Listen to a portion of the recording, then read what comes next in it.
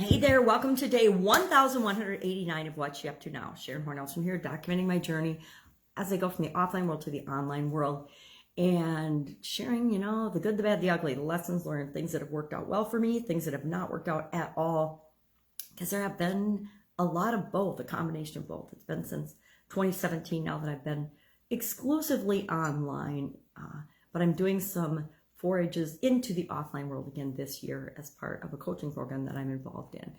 Now today, it's kind of a theme we've got going on. Stay on your toes and queen. This is a queen cup as well as a queen coaster. I don't know if you can see that. It says you are the queen. I think it's upside down. Oh, queen of the day, queen of the day. So you are now officially queen of the day right along with me. Heading down to San Antonio to visit some family, some people that I haven't even ever met. So that'll be really, really fun. Today was the 31st day. It's May Day. Happy May Day. If you celebrate the 1st of May, I remember in college we used to celebrate the 1st of May and get into a little bit of trouble. And in grade school, back in the day when I was in grade school, long centuries ago, decades ago, we used to exchange May baskets. And I think that tradition's long since gone by, but I still remember it when we were little kids, getting May baskets and making May baskets for the neighbors and friends. But today for our Do One Thing Every Day, our annual challenge, Do One Thing Every Day that centers you, it was about men and their nature to be and to find and acquire knowledge, to learn about new things, to be curious. And I do think it is most of our nature to be curious and want to acquire knowledge about certain topics. So today we were just sharing something that we're curious about, something that we want more knowledge in. Our final day of the Get Up and Go challenge was about rating the different areas and aspects of our life. And again, we added 2 new ones this year. For decades now, I've organized my life around 7 main areas or aspects of our life. I think Jim Rohn or somebody, or maybe Napoleon Hill, I don't even remember, originally taught them, but Tony Robbins expounded on them. And those I adopted back in the late 70s, early 80s as my way of categorizing and paying attention to the different areas and aspects of my life. And this year I added communication and confidence to those 7. So we've got physical, mental, emotional, spiritual, financial, relationships, contribution, communication, and confidence. And so those were the 9 areas we went through using the SOAP framework for the Get Up and Go challenge. This was actually the 7th Get Up and Go challenge that I've done since last April, 30+ day challenge. So we did it in April, June to July. We did a 45-day challenge because I was challenged by a group of entrepreneurs to do a longer challenge. Then in August, October, December, February, we did 30+ day challenges. And again, April to May 1st, this is our 7th Get Up and Go challenge. Not sure what's going to happen with that next. Not sure if I'm going to keep doing it. I liked the tweak of adding a couple of new elements because I think they're foundational, and that if we don't have confidence in communication, we're in trouble in all areas and aspects of our life. So I think that just kind of like our physical well-being, certain things are foundational. And if we don't have those in place, we get into trouble. But today we just rated and shared, how do we feel about those areas of our life on a scale of 1 to 10? And we compare that to the measure we took on about day 5. I think we get to rating, and rating is a tool. We rate things in our life. We create tools and systems and frameworks and things to make our life work, to make it easier, to simplify it, make it easier to understand. It's why we have habits and routines and rituals, and it's why we have daily practices, things that we do a little bit every day to move us toward what we want in our life. Our idiom for Supersize Your Business today was stay on your toes, or how to keep someone on their toes.